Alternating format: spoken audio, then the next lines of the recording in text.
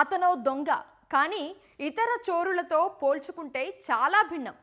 దోపిడీ చేస్తాడు, కానీ ఎవరికి అనుమానం రాదు. దోచేస్తాడు, కానీ ఎవరూ కనిపెట్టలేరు. అంత పగడ్బందీగా అసలు ఏం చేస్తున్నాడతను? అసలేంటి ఆ దొంగ వ్యూహం?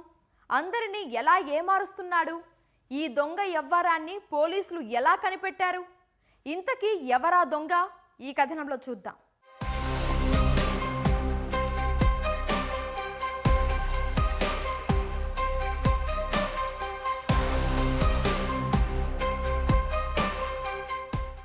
ఏదైనా పని మీద వేరే ఊరు వెళ్లాల్సి వస్తే ఇంటికి తాళం వేసి ఆ తాళం చెవిని మిగిలిన కుటుంబ సభ్యులకు అందుబాటులో ఉండేలా దేవుడి చిత్రపటాల వెనుకాల గార్డెన్లో సన్సైడ్ మీద పెడుతుంటారు. ఇలా అయితేనే ఎదుటివారికి సులభంగా అర్థమవుతుందని అనుకుంటారు. కానీ ఈ నిర్లక్ష్యమే వారి కొంప కొల్లేరు కావడానికి కారణమవుతోంది.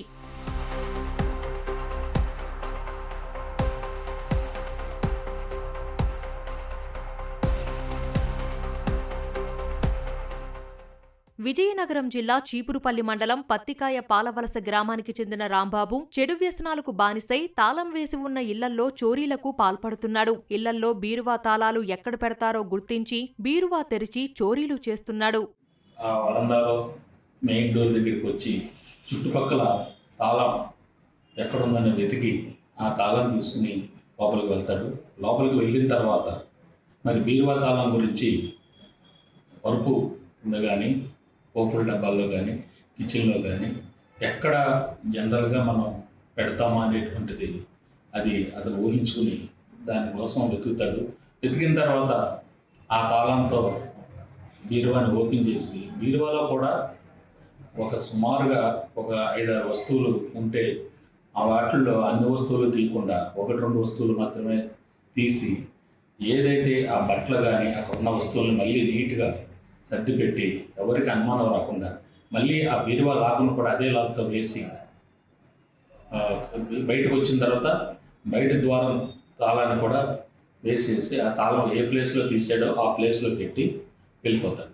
తాళం వేసిన ఇళ్లల్లో చోరీలు చేసే రాంబాబు బీరువాలో ఉన్న కొన్ని బంగారు ఆభరణాలు మాత్రమే చోరీ చేస్తుంటాడు. దీంతో ఇంట్లో వారికి దొంగతనం జరిగినట్లు అనుమానం రాకుండా ఉంటుంది. ఒకవేళ చోరీ చేసినట్లు గుర్తించినా ఇంట్లో వారిపై, బంధువులపై అనుమానం పడతారు. దీంతో పలు కుటుంబాల్లో కుటుంబ కలహాలు, బంధువులు, సన్నిహితుల మధ్య వివాదాలు కూడా జరిగాయి. తర్వాత మనం అసలు నేరం జరిగిందనేటువంటిది అవగాహన అనేది ఎవరికి కూడా ఉండదు. ఎప్పుడైనా ఏదైనా ఫంక్షన్కి వెళ్ళాలి, లేకపోతే ఎప్పుడైనా బంగారం ధరించాలన్నటువంటి క్రమంలో చూసుకుంటే 1-2 వస్తువులు కనపడకపోతే అది ఏమైందా అని చెప్పేసి జనరల్గా మనం మన ఇంట్లో వాళ్ళని అనుమానిస్తాం.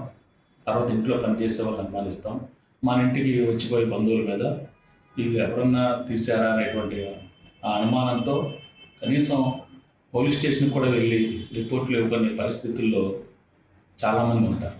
కానీ ఇతని యొక్క ప్రవర్తన లాక్ బ్రేక్ చేయటం కానీ చేయడు. పునాదిపాడు ఫ్లైఓవర్పై 5గురు ద్విచక్ర వాహనాలతో నిలబడి మాట్లాడుకుంటూ ఉండగా అటుగా వెళ్తున్న పోలీసులను చూసి పరారయ్యేందుకు ప్రయత్నించారు. పోలీసులు వారిని అదుపులోకి తీసుకుని విచారించగా 2023లో కంకిపాడులోని కంకిపాటి శివశంకర్రావు ఇంట్లో జరిగిన దొంగతనం బయటకు వచ్చింది. ఈ కేసులో ప్రధాన నిందితుడిని విచారించగా సుమారు 15 చోరీలు చేసి ఆ సొత్తు వివిధ బ్యాంకుల్లో తాకట్టు పెట్టినట్లు తేలింది. నిందితుడిని అరెస్టు చేసిన పోలీసులు దాదాపు 50 లక్షలు విలువ చేసే బంగారాన్ని స్వాధీనం చేసుకున్నారు.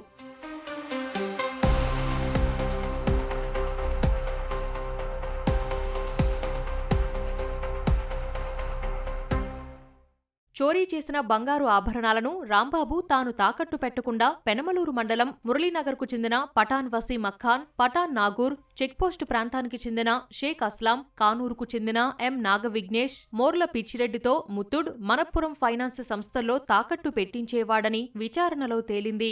ఆ డబ్బును తాను తీసుకుని తాకట్టు పెట్టిన వారికి కమిషన్ ఇచ్చేవాడు. తాళం ఎక్కడ పెడుతున్నారో కూడా తెలుసుకుంటున్నారంటే దొంగలు ఎంత తెలివి మీరిపోయారో తెలుస్తుందని కంకిపాడు వాసులు ఆందోళన వ్యక్తం చేస్తున్నారు.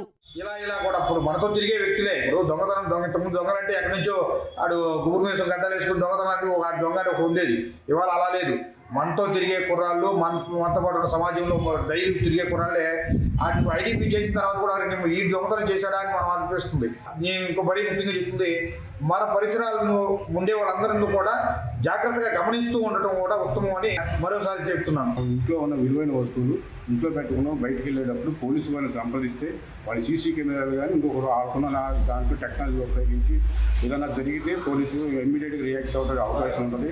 కాబట్టి ప్రతి ఒక్క అప్రమత్తంగా ఉండి మా ఇళ్లలో ఉన్న విలువైన వస్తువులు జాగ్రత్త పరుచుకొని సమాచారం పోలీసుకి బయటికి వెళ్ళేటప్పుడు సమాచారాన్ని పోలీసులకు ఇస్తే ఇంకా బాగుంటుందని చెప్పి. నిందితుడు రాంబాబుపై గతంలో శ్రీకాకుళం జిల్లాలో 29, విజయనగరం జిల్లాలో 14, విశాఖపట్నం జిల్లాలో 2, ఎన్టీఆర్ జిల్లాలో 2, ఏలూరు జిల్లాలో 2, గుంటూరు జిల్లాలో 1 కేసు ఉన్నాయని పోలీసులు తెలిపారు. నిందితుడిని అరెస్టు చేసి రిమాండ్కు తరలించారు.